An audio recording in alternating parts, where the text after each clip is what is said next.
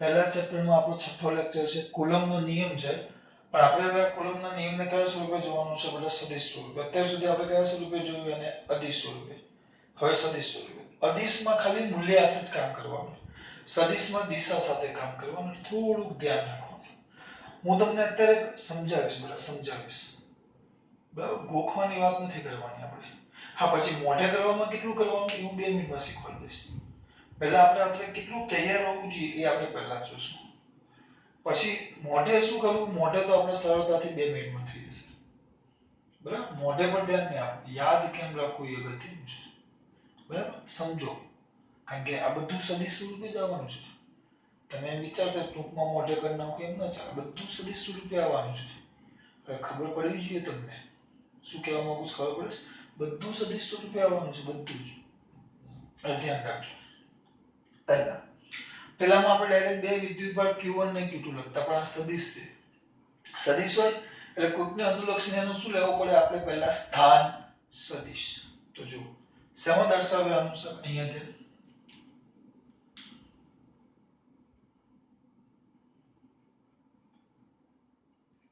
આ ત્રિપરિમાણ છે કયું પરિમાણ છે ત્રિપરિમાણ અહીંયા અક્ષરનું ઉગમ બિંદુ કયું છે O આ x અક્ષ આ y અક્ષ આ z અક્ષ કયું પરિમાણ છે ત્રિપરિમાણ જેમાં યામક્ષનું ઉગમ બિંદુ કયું છે O તો O ને અનુલક્ષીને બે વિદ્યુતભાર છે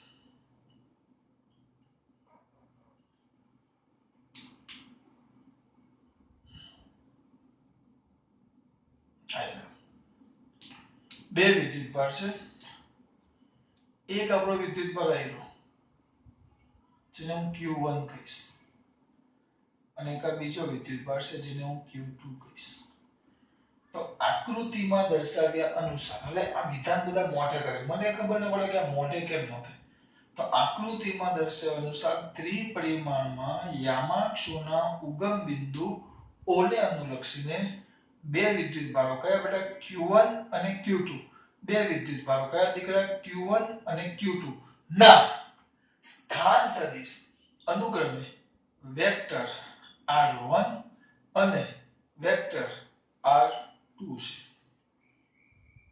આ પહેલો મુદ્દો યાદ રહેવો જોઈએ તમારે હું લખતો નથી તે આકૃતિમાં દર્શાવ્યા અનુસાર ત્રિપરિમાણ એક x y z ત્રિપરિમાણ છે તો ત્રિપરિમાણમાં યામાક્ષોના ઉગમ બિંદુ કયા O ને અનુલક્ષીને બે બિંદુવત વિદ્યુતભારો સ્થિર વિદ્યુતભારો લો કારણ કે આ ગતિ કરતા નથી Q1 અને Q2 ના કયા સદિશ સ્થાન સદિશ વેક્ટર R1 અને વેક્ટર R2 છે વેક્ટર R1 અને વેક્ટર R2 છે સ્થાન સદિશ અનુક્રમે વેક્ટર R1 અને વેક્ટર R2 છે બરાબર થોડા આગળ જવાનું છે તો અહીંયા ધ્યાન આપજો કયા પરિમાણમાં દીકરા પછી પૂછાઈ જશે આ બધું પહેલા તો શેમાં દર્શાવ્યા અનુસાર ડસ્ટર ક્યાં ગયું એક જ મિનિટ બેટા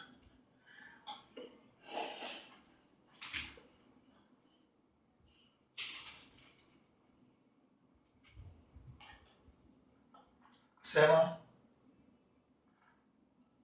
આકૃતિમાં દર્શાવ્યા મુજબ ત્રિપરિમાણમાં કોના દીકરા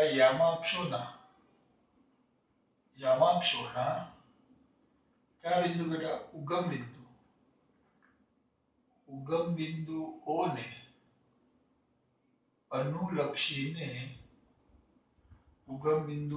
ને અનુલક્ષીને બે બિંદુવત કેવા સ્થિર વિદ્યુતભારો Q1 અને Q2 ના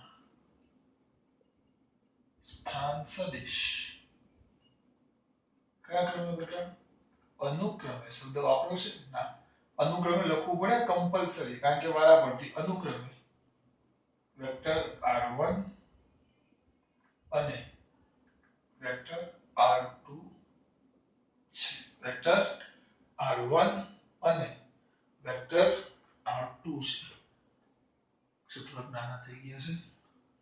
વેક્ટર અનુક્રમે વેક્ટર r1 અને વેક્ટર r2. ચાલો લખવું નહીં, આમાં ખબર પડી ગઈ. આ પહેલી વસ્તુ. પહેલો મુદ્દો લખો, ત્રિપરિમાણમાં યામાક્ષનું ઉગમ બિંદુ આવી ગયું. આટલું ક્લિયર થયું. આ પહેલો મુદ્દો. બધા એમ કે યાદ નથી રહેતું. હાવ ખોટી, સાવ ખોટી વાત. યાદ નથી એવું કઈ છે જ નહીં. ચલો પહેલો મુદ્દો ક્લિયર થઈ ગયો. બરાબર. હવે જોજો. હવે આ કેવું કહેવાય? ઓને અનુલક્ષીને સ્થાન કહેવાય. બરાબર, સ્થાન સદિશ. હવે ધ્યાન રાખજો, બે સ્થાન સદિશ લઉં છું. આ આપણો વિદ્યુતબળ q1 છે દીકરા, અને આ વિદ્યુતબળ કયું છે? q2 છે. હવે આકૃતિ દોરવાની જરૂર નથી. આકૃતિ માત્ર સમજૂતી માટે દોરું છું. અહીંયા ધ્યાન આપજો. અહીંયા ધ્યાન. આ વિદ્યુતભાર q1 છે અને આ વિદ્યુતભાર q2 છે. આપણું યમાક્ષનું ઉગમ બિંદુ કયું છે? O. આ તો છે તમને ખબર છે. આવો છે. આ સ્થાન સદિશ આપણે કયો લીધેલો? Vector r1. આ આપણે તો ગીચવાનો થાય ને તો ટૂંકમાં દોરું છું. આ આપણો વિદ્યુતભાર q1, આ વિદ્યુતભાર q2. યમાક્ષનું ઉગમ બિંદુ O. ત્રિપરિમાણ દોરતો નથી O. તો આના સ્થાન સદિશને આપણે વેક્ટર શું કીધેલું બેટા? r1. અને O ને અનુલક્ષીને આના સ્થાન સદિશને વેક્ટર શું કીધેલું આપણે? r2. બરાબર. હવે હું શું કરું છું? આ દોરું છું. તો આને શું કીધું કહેવાય? q1 થી q2 નો સ્થાન સદિશ દોર્યો. હવે તમને સમજાવું. આ છગન છે, આ મગજ છે, અને આ દરવાજો છે, ઘરનો દરવાજો. આ છગન છે, અક્ષર મોટા કરો, બીજું કઈ નથી કરતો. આ મગજ છે. તો હું એમ કહું કે દરવાજાથી છગન 10 મીટર, દરવાજાથી મગન 9 મીટર. તો આ લખવું હોય તો શું લખાય મારાથી? 9 મીટર દૂર છે. દરવાજાથી છગન 10 મીટર દૂર છે. તો છગનથી મગન 8 મીટર દૂર છે. એમ ખાલી આ ઉદાહરણ એમ.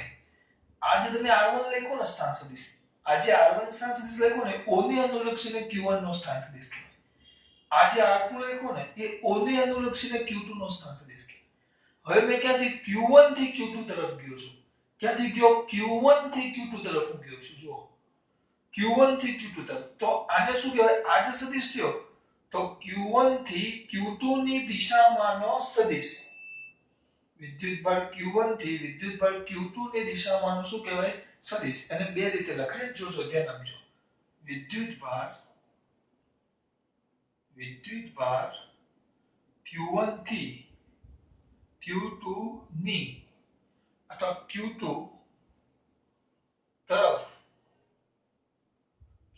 તરફનો કયો સદિશ બેટા? સ્થાન સદિશ. આમ લખવું હોય તો q1 થી q2 તરફનો સ્થાન સદિશ. પણ એને જૂની ચોપડીમાં શું કહેતા ખબર? q1 થી q2 તરફ નો લખાય. આમ એવું કીધું, ક્યાંથી? દરવાજાથી છગનનું સ્થાન, દરવાજાને અનુલક્ષીને મગનનું સ્થાન, O ને અનુલક્ષીને કોનો બેટા? વિદ્યુતભાર q1 નો સ્થાન સદિશ. તો આ શું કહેવાય? q1 ને અનુલક્ષીને વિદ્યુતભાર q2 નો સ્થાન સદિશ. એમ કે અનુલક્ષીને કેવો હોય તો આને અનુલક્ષીને, કે તીર આમ જાય છે. જો તીર ઊંધું કરી નાખું ને આમ, કે નીચે હું કરીશ, એટલે આ શું કહેવાય? વિદ્યુતભાર q1 થી q2 ની દિશામાંનો સ્થાન સદિશ અથવા તરફનો સ્થાન સદિશ, અથવા q1 વિદ્યુતભાર q1 ને અનુલક્ષીને q2 નો સ્થાન સદિશ, અથવા q2 નો q1 ને અનુલક્ષીને સ્થાન સદિશ. તમારે જે લખવું એ લખાય. એક વિધાન યાદ રાખો. આપણે એ જે આપણું q1 થી વિદ્યુતભાર q2 તરફનો સ્થાન સદિશ. તેને લોકો નામ આપે છે વેક્ટર. આ જે સ્થાન સદિશ તેને નામ આપે વેક્ટર r21. શું નામ આપે? Vector r21. એટલે આનું કહેવાય, ખરેખર લખવું હોય તો શું કહેવાય? Vector r21. એટલે કોને અનુલક્ષીને?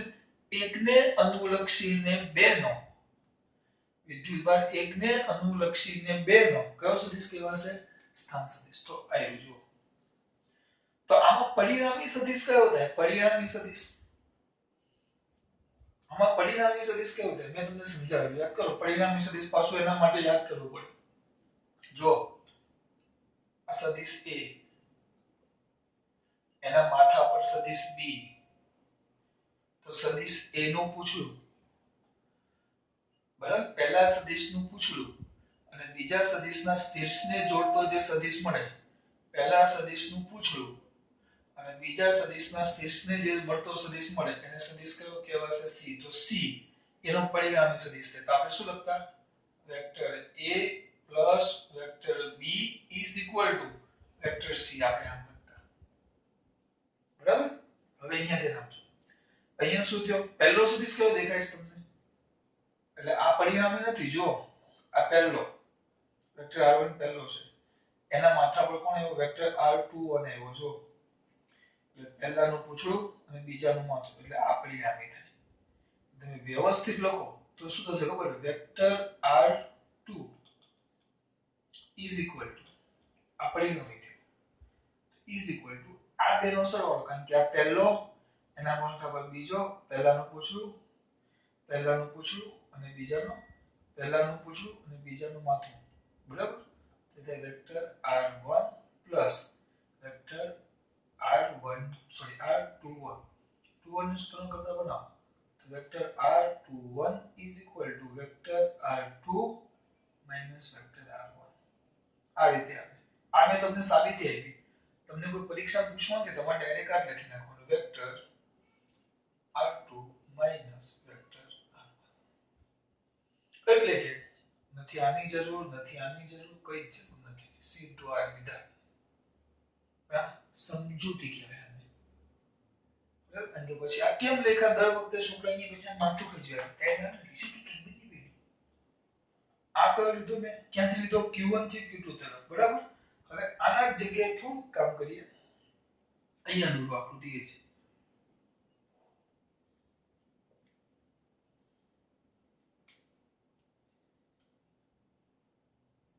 આપણે સમજાવશું બેટા એમાં થોડું ધ્યાન આપજો q1 q2 આ તો o છે o ને અનુલક્ષીને આનો સ્થાન સદિશ r1 આનો સ્થાન સદિશ વેક્ટર r2 હવે આ બે વિદ્યુત ભાર આપણા છે ક્યાં જવાનું ઊંધું તો ક્યાંથી q2 ની સાપેક્ષે કોનો q1 નો કયો સદિશ કહેવાય સ્થાન સદિશ કોની સાપેક્ષે q2 ની સાપેક્ષે એમ લખાય બે રીતે લખાય જો બે વિધાન લખું છું વિદ્યુત ભાર q2 થી q1 તરફનો q2 થી વિદ્યુત ભાર q1 તરફનો સ્થાન સદિશ જો એ લખવું ન ગમે તો કોને અનુલક્ષીને બેટા વિદ્યુત ભાર q2 નો વિદ્યુત ભાર q1 ની સાપેક્ષે સ્થાન સદિશ આ બંનેમાં આવે છે એક જ વસ્તુ વેક્ટર r q2 નો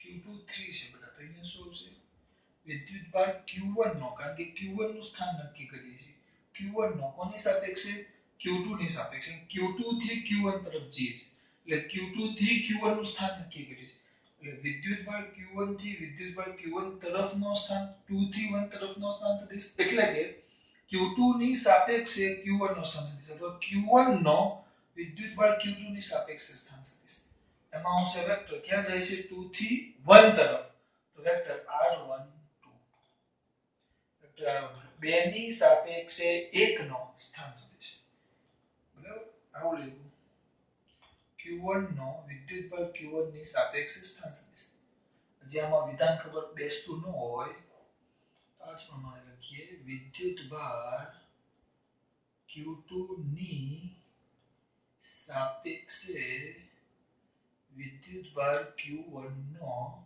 સ્થાન સદિશ એટલે આમાં નો ની બદલાય ને અહીંયા તો વિધાન બદલાય જાય ટૂંકમાં કોનો છે કોને અનુલક્ષીને છે q2 ને અનુલક્ષીને બરાબર અને કોનો છે સ્થાન સદિશ q1 તો q2 ની સાપેક્ષે વિદ્યુત ભાર q1 નો સ્થાન સદિશ એટલે જો મને અહીંયાથી તરત ખબર પડી બે ની સાપેક્ષે એકનો સ્થાન સદિશ બરાબર તો આમ જાય છે જો આમ તો આ થઈ ગયો વેક્ટર r12 વેક્ટર r12 તો આમાં પરિણામે કયો થયો જો પહેલો હોય એના માથા પર બીજો હોય પહેલાનું પૂછડું બીજાનું શીર્ષ એવું જોડતું જો પહેલાનું પૂછડું બીજાનું શીર્ષ એવું કશે જોડતું જો કે આવું દેખાય છે આ જો આ પહેલો સદિશ એના માથા પર બીજો સદિશ તો પહેલાનું પૂછડું બીજાનું શીર્ષ એટલે આ પરિણામી થયું જો એટલે r1 પરિણામી થયું તો શું લખાય વેક્ટર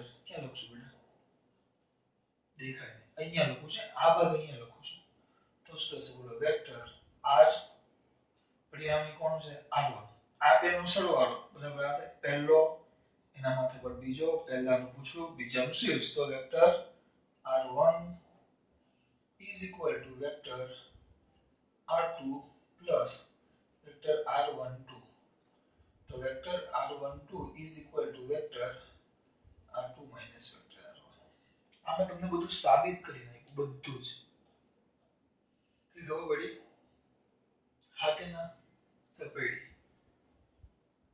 પણ અમુક જણા કહે કે સર આ બધું પરીક્ષામાં થોડું લખાય અમને તો પરીક્ષામાં લખાય અને માર્ક્સ આપે ને એવી વસ્તુ કે તો આ બધું માહિતી માટે છે પરીક્ષામાં માર્ક્સ માટે જોતું હોય તમે જો માર્ક્સને મહત્વ આપતા હોય ફિઝિક્સને નહીં તો